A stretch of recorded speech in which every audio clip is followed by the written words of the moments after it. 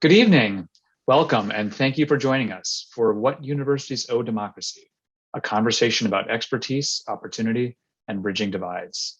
I'm Stephen Ruckman, Deputy Director of the SNF Agora Institute, an academic center and public forum at Johns Hopkins University that is dedicated to improving and expanding civic engagement and informed, inclusive dialogue as the cornerstone of global democracy. I am so delighted to be joined this evening by Johns Hopkins University President Ron Daniels and SNF Agora Associate Research Professor Liliana Mason, who will be discussing President Daniels' new book, What Universities Owe Democracy. Ron Daniels has served as the 14th president of Johns Hopkins University since 2009. Under his leadership, Johns Hopkins has firmly cemented its preeminence in education, patient care, and innovative discovery, and has furthered its long tradition of research excellence. He has also deepened the university's commitment to the city of Baltimore and enhanced student access through historic investments in financial aid. Liliana Mason, Associate Research Professor at SNF Agora and the Department of Political Science, is author of Uncivil Agreement: How Politics Became Our Identity. Her research on partisan identity, partisan bias, social sorting, and American social polarization has been published in journals such as the American Political Science Review, American Journal of Political Science, Public Opinion Quarterly, and Political Behavior, and has been featured in media outlets including the New York Times, the Washington Post, CNN, and National Public Radio. Welcome to you both, and thank you for being here. Published by JHU Press in October, What Universities Owe Democracy examines the role higher education can play in helping to restore American democracy in this moment of deep peril. Drawing upon a variety of academic fields, including political science, economics, history, and sociology, President Daniels identifies in his book 4 distinct functions of American higher education that are key to liberal democracy: social mobility, citizenship education, the stewardship of facts, and the cultivation of pluralistic, diverse communities. During tonight's discussion, President Daniels and Dr. Mason will be discussing how universities have fostered these functions, where they have sometimes faltered, and what they can do going forward. The conversation will last for about 40 minutes, and then we will take questions from the audience. Some of those questions were submitted ahead of tonight's event, but you can still ask your questions at any time during the program using the Q&A function, which is located on the live stream page either to the right or below your video player, depending on your device. Dr. Mason, I'll turn the conversation over to you now. Thank you, Stephen, for that introduction, and thanks to everyone who is watching us tonight. And I want to thank President Daniels for allowing us to have this conversation together about this extremely timely book. I want to start by saying that this book is coming really at a critical time for American democracy. And we've seen democratic norms and institutions undermined and see them falter. We see an American electorate that's so divided that our legislators are almost prohibited from governing. And so because of that, I think it's so important to find a way to address ways to heal democracy that are not just legislative, right? Other parts of society that can help support democracy. And from my own perspective as a political scientist and a scholar of American politics, this really is an all hands on deck moment for American democracy. So thank you so much for writing this book. I think it's really contributed a lot to my understanding of the possibilities for supporting democracy. And so with that said, I think, why don't we just begin with you saying a few words about the book and what inspired you to write it? So first, Lily, thank you so much for taking on this task. I fear it's a bit of a hazing ritual where new faculty members get plucked to have to interview the president in their first couple of months at the university. So in that spirit, I really do appreciate you taking this on, and delighted that you've joined Agora and Johns Hopkins, and quite excited to have this conversation with you. I think in some sense you set up the frame for this really perfectly as to why I felt it was important, along with my co-authors, Grant Shreve and Phil Spector, to tackle this subject. And I think it first and foremost reflects the sense of moment that we're in America right now, in terms of all the things that and we all lament so well. high levels of polarization, of distrust in our institutions, of distrust in each other, and the kind of gridlock and acrimony that results from that, and the sense that as stable, as secure as we thought our democracy was, it seems less so, and particularly in light of January 6th. And so at one level, of course, the last several years and just the intense polarization in this country was an important catalyst for the book. And to be fair, also was an appreciation of the extent to which outside of our country that we have, from the certainty and confidence of 1989 and the end of history, we're now seeing that so many countries that we had felt were certain to become stable democracies now seem fragile, or in fact have slipped back to authoritarianism. So the conditions for democracy seem challenging, both here and abroad, and that, of course, was an important frame for the book. But in another dimension, and again, it picks up on something you said a moment ago, is a strong sense that there are a number of bulwark institutions of democracy that I think are implicated in strengthening, preserving our enterprise of a flourishing democracy. And as I thought about the core institutions that we traditionally associate with democracy, we typically, as a law professor, think of courts, of elected legislatures. You may think of the media and independent media and the role that it plays. But the more I thought about it, the more I realized we'll actually inhabit an institution that I think is a critical institution, indeed, as I argue in the book, an indispensable institution for democracy.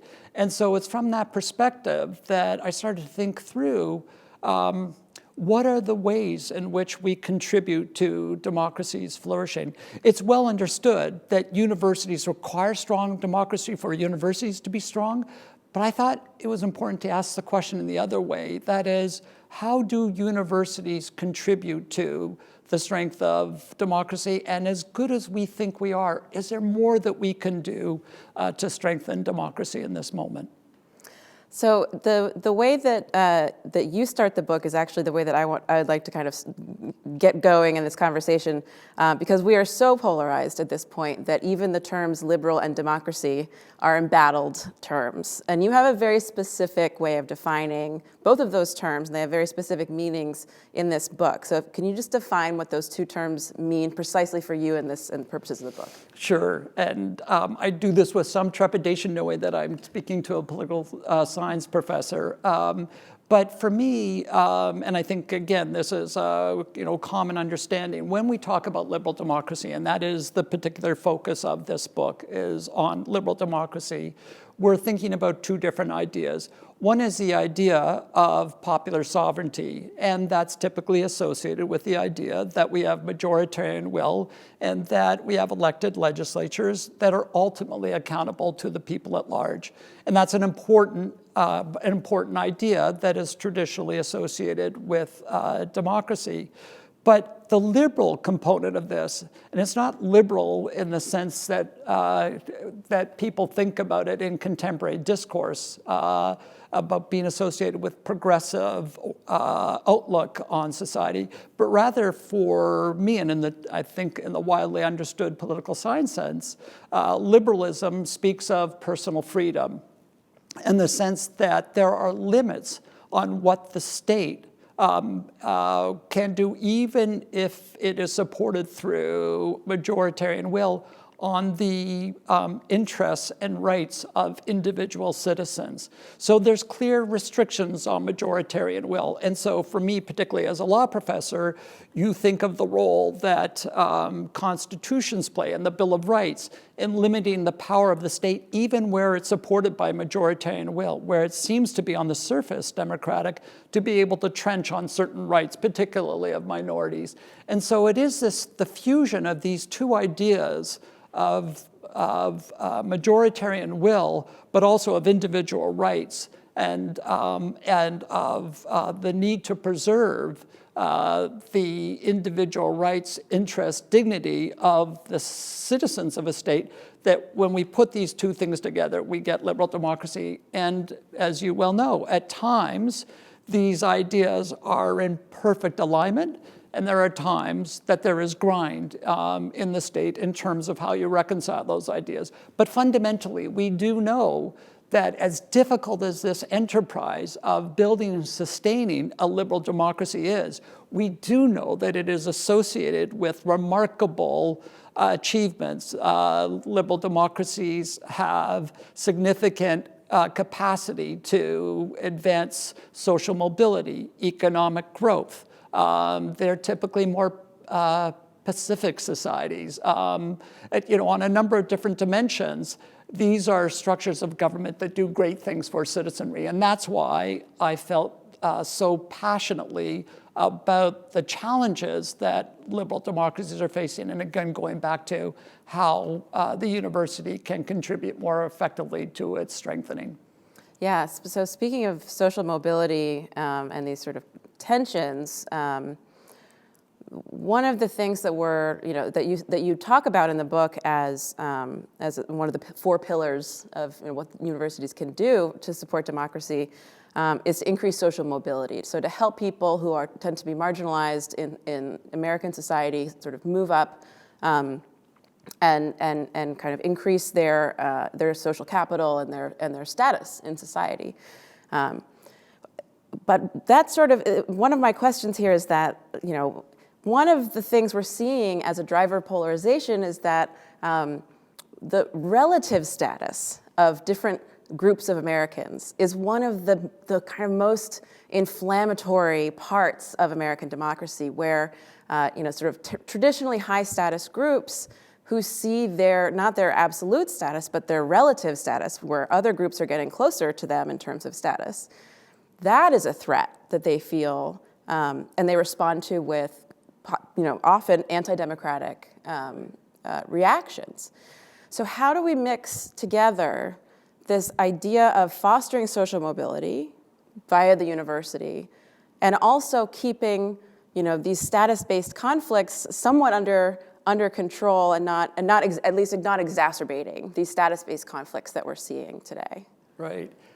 So it's difficult. And we know, in terms of just the level of rancor and the intensity of debate that we've seen, for instance, around understandings of affirmative action and so forth, we know how inflammatory, how incendiary these ideas are in that enterprise. And so, it seems to me, first and foremost, when students increasingly drawn from very diverse backgrounds come to the university, you recognize that there's going to be a lot of priors that people bring as to how people got to this place and their sense of entitlement to be there. And that's where I think first and foremost, the university has to make it clear that everyone who's been admitted into the institution, who has membership in it, whether it's a student, faculty member, staff member, they have an entitlement to be there. They have a fundamental right to be part of this conversation. And then I think the effort is really to try and find ways in which you can build bridges across those various groups. So that's at one level. At another level, when we think about the issue of access to higher education and the groups that seem to be ascendant and the groups that seem to be threatened by the ascent of other groups, I think it's important to start off and just remind ourselves that when it comes to universities, particularly elite higher education, but indeed, the truth is for universities, whether public or private, whether in the United States or Europe or Canada, my home country, the fact is that the university is traditionally a home of of students who come from families of extreme privilege. You know, in this country, there are about 40 of the top institutions in the country where you have more students from the top 1% of the socioeconomic distribution than from the bottom 60%. Now, that's a really arresting figure, and it says something important in terms of when we talk about who really is at threat from opening up universities. You know, it is a very elite segment of the population. And that's important because to the extent that there's concerns about the new claimants that, you know, who are now coming into our institutions, we often think about this about being about diversity in the sense of race and culture, ethnicity. But the fact is, you know, as we work on, for instance, and we become much more conscious of this, bringing more students from Pell-eligible families, that is to say families who come from household incomes of $60,000 or less, you know, we're starting to see a lot of white families that are being represented who were not coming to universities previously.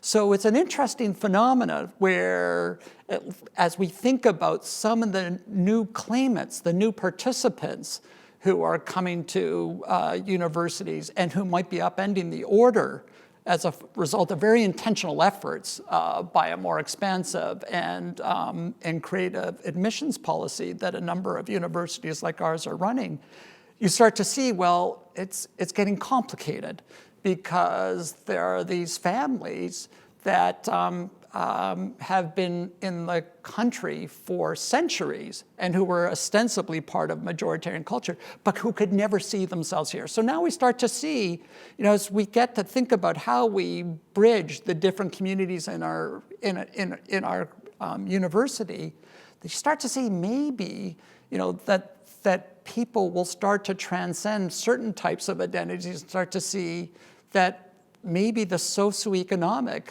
the disadvantage that people have suffered across different racial groups, even including white Americans, maybe that becomes something that is uniting. And so it's open to those kinds of conversations and to that kind of connection. There's there's an assumption underlying this entire book, and I think underlying most sort of, you know, political science definitions of what democracy should be, that we are moving towards a multi-ethnic, pluralistic, democratic society, and that our goal is to achieve that. We haven't quite achieved it yet. You know, we've tried many times in American history to fully realize the things that we wrote in our Constitution. And you actually write, there's no blueprint for building and sustaining this type of society because we haven't actually gotten there yet. And that is, you know, in one sense, it's sort of, you know, it's sort of disappointing because we want to have been there already. In another sense, it feels very far away.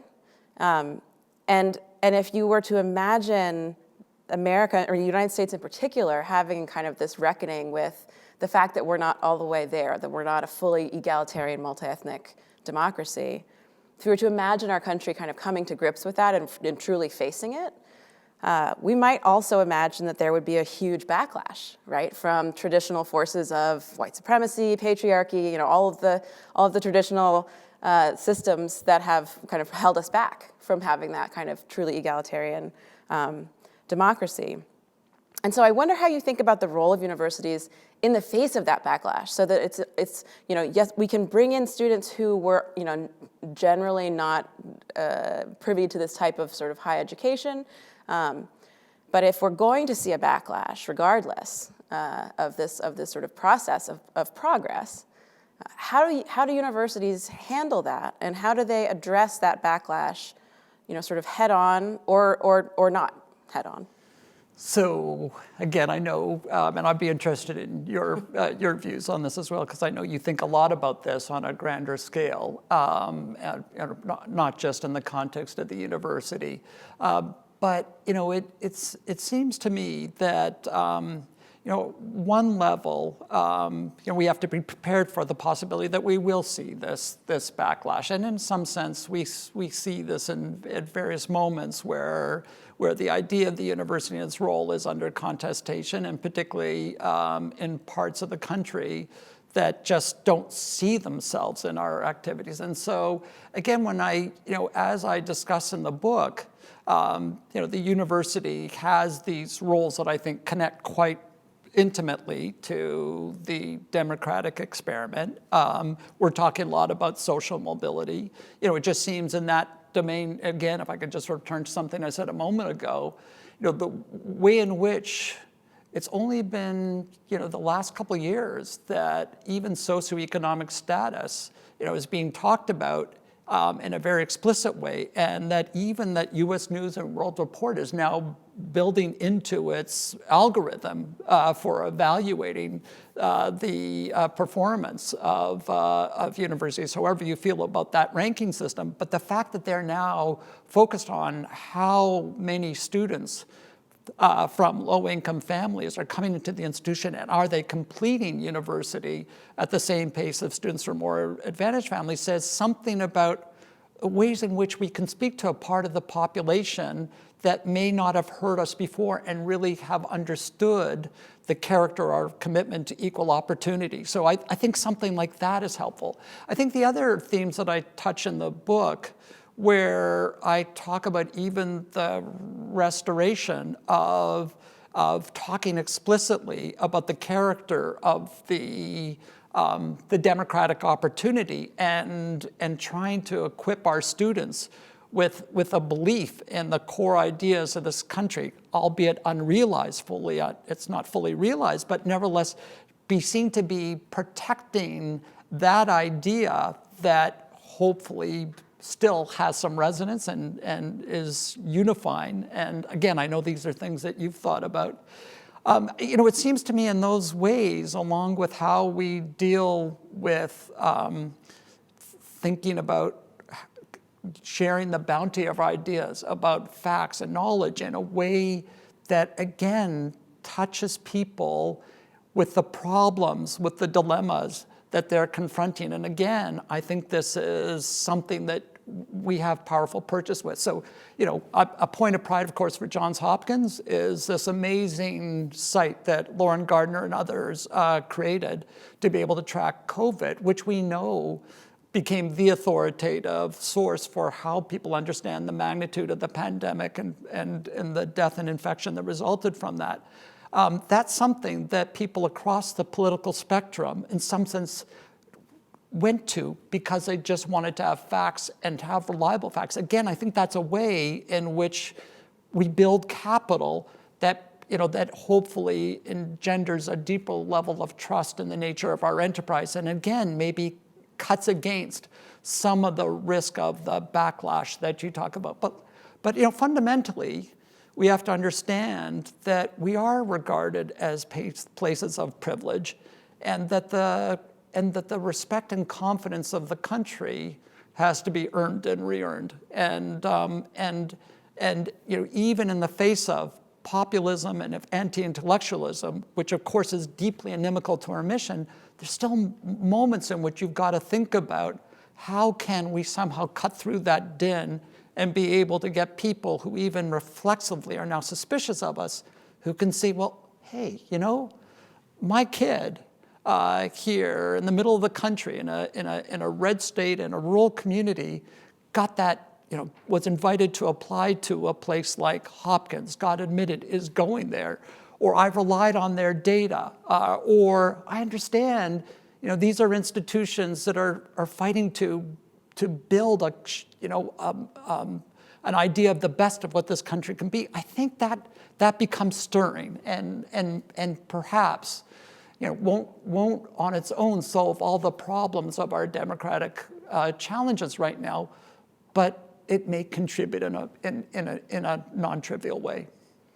Can you talk a little bit more actually about the informational role that you see universities playing? Because we're living in this time, right, where truth itself is embattled, and it seems like Americans are living in entirely different realities and that are completely disconnected from one another, partly because of their media diets, and partly because they are geographically segregated from each other, Democrats and Republicans. And so how do universities, as a whole, how do they try to get through that informational divide? Because that seems to me to be a really central crisis that we're going through right now. And beyond sort of being able to say, like, yes, we've got this great COVID informational, right. that everyone does trust, I think. Well, most people trust, but the truth of reality and what information is true and what information is false. That's a really basic challenge, I think. That's really threatening our democracy right now. So how can universities really combat that? So I think it starts first and foremost with an understanding of why at our best we are a critical guardian of knowledge, and why, although we may conceive that there are absolute truths, we as academics know we have some humility. We know we get hopefully closer to that, to get a truer sense of something, but we know that even things that we're quite confident of today, a year from now, we might find that there's reason to disavow that stance. And so, we approach these issues, I think, with some humility. But we have a set of tools that are really important. We have disciplinary values and norms that, that department by department that differentiate what is a good claim from what is a bad claim.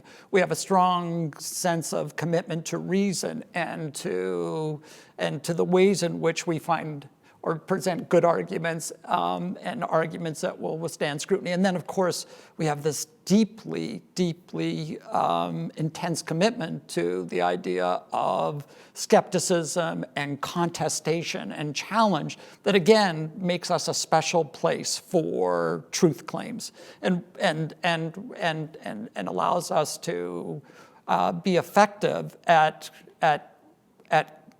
demonstrating what is true and what is less true or is false. And so I say all that because I think it requires that we go into the world with an understanding of how important a role we play as guardians of knowledge, and how even at times that the debate can be painful, unsettling, deeply alienating to some members of the community as received wisdoms are being challenged. But nevertheless, because of how important we are to the democratic experiment, we have to be resolute in our willingness to abide that kind of open debate and contestation. And from there, if we're doing that well, I think then it really requires us to worry a lot about something I talk about at length in the book, which is the issues around reproducibility of our research. And one of the things that I don't think we spend nearly enough time worrying about is how in some disciplines there's a growing sense that the research that is being published is not reproducible, that experiments that make claims later on can't be replicated. In some disciplines, the claim is that this might be as high as 50% of articles that are being published. And so it's, again, consistent with this commitment to a certain approach to how we think about these truth claims and the need to make sure that we're bringing all of our capabilities to bear on ensuring that whatever claims that we are sharing with the world go through really rigorous examination, and that ultimately can withstand outside scrutiny and are reproducible. And if we've got that, then it seems to me that from there, it really requires us to be able to share our ideas and work in a way that's accessible, like in the case of the COVID tracker, that complex data, complex ideas, we deliberately try and disseminate this in a way that the public can digest. Now, having said all that, this is what we should, this is the way in which we approach these issues, this is how we should share these ideas, and this is how we should share this data. I think whether you can cut through this really polarized and at times reckless and irresponsible media environment is not always clear, and that's something we got to worry about. But it seems to me there's enough outlets where we can still see places where we would be proud to have our ideas presented, and that there are media outlets where with confidence that at least for those people who are searching for something that is close to true as possible, that they can gravitate to those sites. But on the fringes, one worries, and I'm not sure, other than continue to do what we do best and do it as responsibly as possible, and immunizing ourselves as much as possible from the claim that the work is not good or not replicable, I'm not sure how we can fix those sites and those distribution networks. Right, and I think that is connected to this what you describe as this lack of trust in the general public of universities, and you kind of and in the book you talk about how the government really retreated from supporting higher education in the 1980s, and that created this vicious cycle where then universities couldn't do as much anymore, and so the students became more cynical and less trusting of the universities, and so they got less money from the governments, and so then this cycle continued. And I think we've actually seen a similar cycle even in just public investment, public goods, government investing in communities and infrastructure and all of these things that we've seen kind of crumbling. And so there's one theory that one way to increase trust in government is to reinvest in communities and for government to prove that it can be there for people and help them. Do you think that it's the same for universities, that one of the ways to increase trust in universities is to reinvest in them and to allow them to become kind of go back in time to a time when they had resources and were able to help sort of more generously?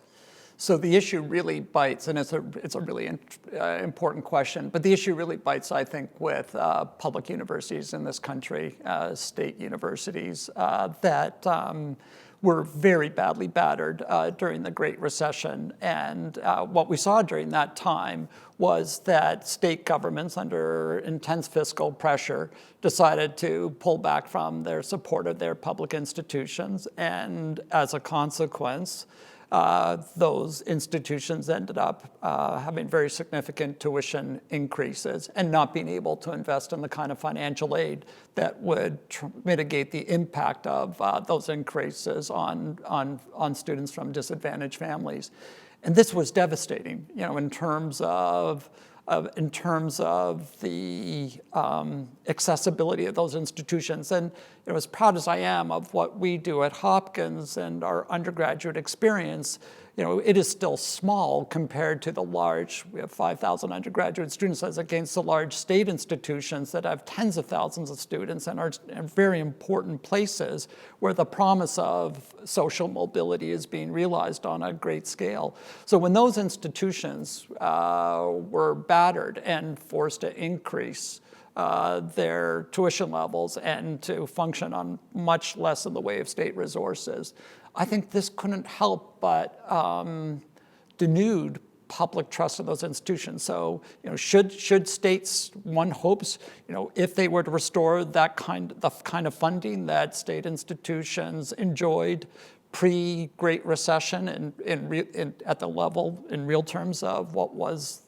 then being offered, I think that would be an important way, and again, demonstrating that this experience that students can get in higher education, which we know changes everything. You talked about social status, economic status. It brings a host of different benefits.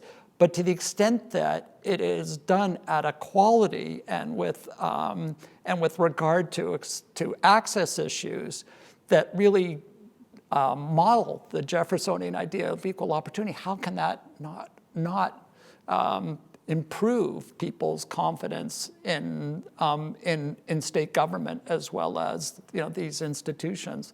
I will say, and as a political science professor, I can't let as you are, I can't let the moment pass without saying, it is remarkable though, despite the fact we see a different trend in the last election in terms of younger Americans being willing to vote, but here, one in some sense knows that politicians are rational. I like to think that most of the times they're rational actors, and they respond to the people who are electing them. And to the extent that for decades we've seen a significant disparity between the voting patterns of older versus younger Americans, with younger Americans not participating nearly to the degree historically that older Americans have.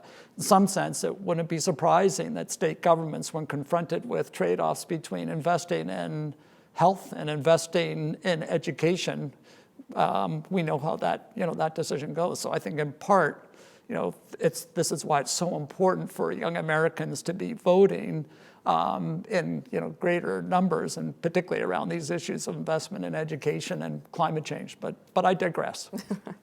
So there's a difference between how young people and older people vote. There's also a difference between how people in urban areas and rural areas vote. And that is increasingly striking, that difference. So our rural areas are increasingly Republican, whereas our urban areas are increasingly Democratic. And that creates this not just geographical polarization, but sort of an imbalance of political power towards rural areas, where those votes sort of count more just because of American institutions and electoral systems. But it also creates a question for universities who would want to attract rural Americans into generally sort of more cosmopolitan environments, or certainly more diverse environments than rural Americans tend to live in usually. So if these Americans tend to be averse to universities in general, and some are averse to making this progress towards a more representative multi-ethnic democracy, you've said that one way that we can attract these students is to really reach out to them and find them where they are, and offer them opportunities to join these universities. What if they don't want to come? What if these students don't want to go to a university, don't want to leave their rural area? A lot of people don't leave rural areas because they like to stay there. They want to stay close to family. They want to stay where their generations of family lived before. Going to college is often leaving home. How do we attract these students who might otherwise not think of this as an option? There's been a lot of interesting work that's been done over the years on the so-called undermatch issue, which people like Carolyn Hawksby and others have written about, which basically goes to your point, that is that there are a lot of students who end up at institutions that are less likely to be as challenging for them, as good for them as they could go to if for any number of reasons they were to take advantage of the best institution that's available to them. If you take this view that there's a rank order of general groups of institutions that students could go to, and some are offer a stronger experience than others. And the reasons that you just gone through is why do people not leave small towns and parts of the country? Maybe it's a taste for just that life, and they're very comfortable there. But the literature shows that a lot of times it is this financial, in the sense that you have you may have family members who are dependent upon you. It may be that you just can't afford to leave town to go to an institution that is across the country or across state lines, whatever. And so, again, not being naive enough to believe that every student who could come to an institution like Johns Hopkins would necessarily come if you gave them an offer with the level of financial aid, additional support, and so forth that would make it easy for them to come. But I do believe that lots would. And I think the proposition, and this is what we have to, I think, be unabashed about, I think the proposition, particularly in light of what you've written about and what you talked about a moment ago, in a country that is increasingly defined by these deep cleavages, and particularly this urban-rural divide, which has now become a political divide, that what universities represent is a chance to actually be cheek by jowl with a broad array of citizens from this country who come from so many different backgrounds, and a moment where the sort of the patterns of living, working in enclaves where you're constantly surrounded by people who are just like you, that all gets upended when you come to a university. And again, particularly in a world where we don't have national service, we don't have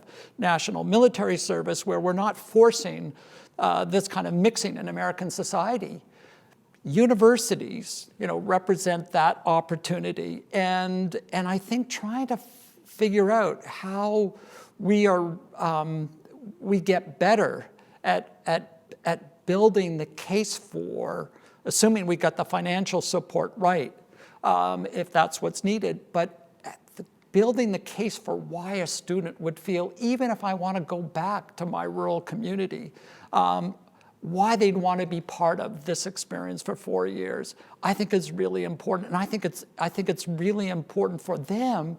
It's important for us, and it's important for the country. And again, just even to go to one of the concrete suggestions that I play around with in the book, it's to do something that we've just decided recently to do at Johns Hopkins, to follow the lead of other institutions, which have now said, and we have now said, that students can't select their roommates coming into first year, that we're actually going to say this is a moment where we're very deliberately going to mix it all up, that we're not going to let students replicate, do the thing that would be most logical for them, most natural in light of where they're coming from, is to find someone who's just like me, who will share this experience with me. But rather, what we want to do is take this opportunity to be intentional about mixing it up. And so, with 70% of Americans now graduating from high school and going on to some kind of post-secondary education, if more and more universities were more focused on this kind of bridging exercise of how you get these different students hailing from different backgrounds to interact with one another, I feel quite hopeful that this could play an important role on getting us out of the morass that we're in right now, which is just so mean and so corrosive. I'm gonna start asking some other questions from the audience, but before I do that, I really just want to underscore what you just said, which is I think it's so important that there are two things that we know that reduce intolerance and conflict, and one of them is contact with people who are unlike us, and the other one is common identities. And I think one of the great things about universities is that through this period of time when you're all there together, you create a new identity, right? And so it becomes a superordinate identity that everyone can hold on to at the same time, regardless of where they came from or who they were before. I agree with that. And what's really interesting is what's so exciting, so inspiring about the university experience is at one level, students are coming here and saying, I didn't really think of myself as this before, and thinking about some particularistic identity that they now have the freedom to interrogate and to embrace. And so there's these moments where students are coming here who just haven't seen enough students who are like them, and so they get to pursue that with a kind of a support and encouragement that they never had before. But at the same time that they're doing that, and they might find, in fact, they're associated with a number of particularistic identities, but at the same time they're doing that, they're part of this broader experience of becoming a Hopkins undergrad and ultimately a graduated Hopkins student, and what it means to be part of something that complements and enriches those particularistic identities, and yet is another form of compelling identity. I know, again, you think a lot about this on a broader stage of America generally, but again, I think institutions are the place where this has to happen in an institutional setting, and we're an important institution. I think this is a good place for these kinds of things to happen.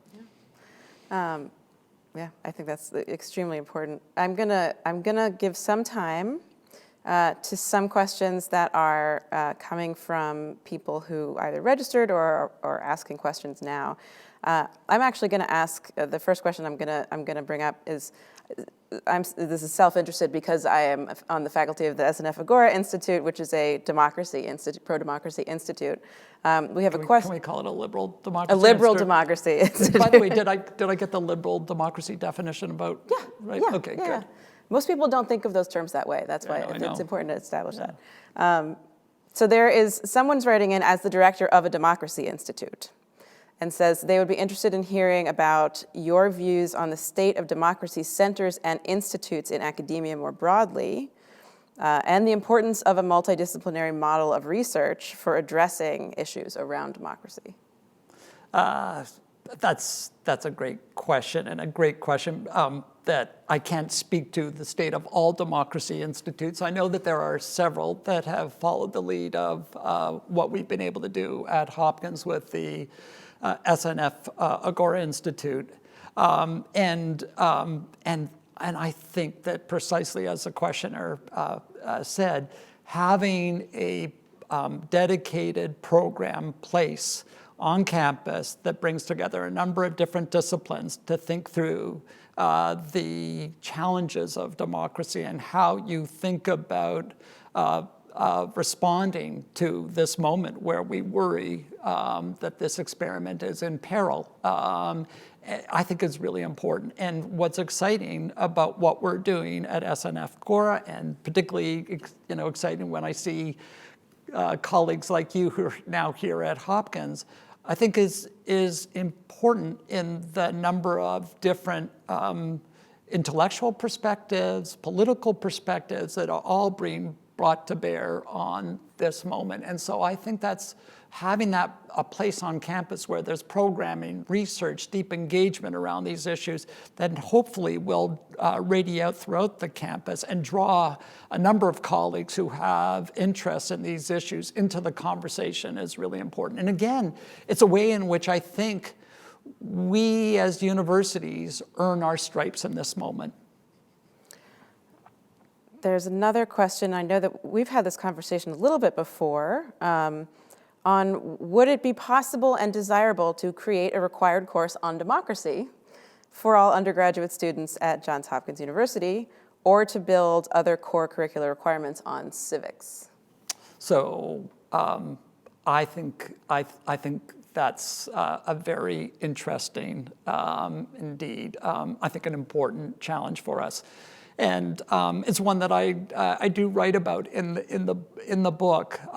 And again, it starts off with a sense that if we take the view that the democratic enterprise is hard and that it requires certain understandings, habits, commitments to be successful on the part of its citizens, then the next question is, can we just assume, by virtue of having grown up in a democracy, that is sufficient training for that role? And again, the idea of democracy, of course, places the citizen at the core of it, and so that you're not a passive bystander, you are a participant in that enterprise. And here we know, and this is, I think, really lamentable, but we know that only about 25% of high school students graduating in the United States have received what one would say is a good grounding in civics, in an understanding of the nature of the ideas, the institutions that fuel democracy. And so we know a lot of our students are coming here to Johns Hopkins as other institutions and are not tutored in that. And if you feel, as I do, that these are important skills, knowledge, values to be able to impart, that we've got to give, to pick up on something that Danielle Allen, a scholar at Harvard, said. We got to share the owner's manual for this unique and important project that we're all involved in. Then I think it does fall to us to confront the question of are we doing an adequate job of educating for this?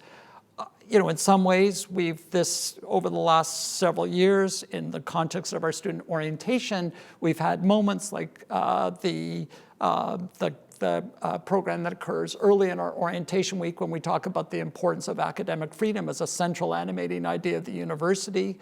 And we, this year, through the help of the Agora Institute, had a fabulous program that we called Democracy Day, where we introduced students to some of the current challenges that democracy is facing. But I don't think that's sufficient. And I think particularly in the context of the discussion, at least we're having at this institution, about how we think about educating students in the challenges of citizenship in an increasingly complex world. I think in that setting, coupling an understanding of core democratic institutions and the nature of democratic ideas, along with a critical evaluation of how well that project has been realized, I think is something we should be doing. And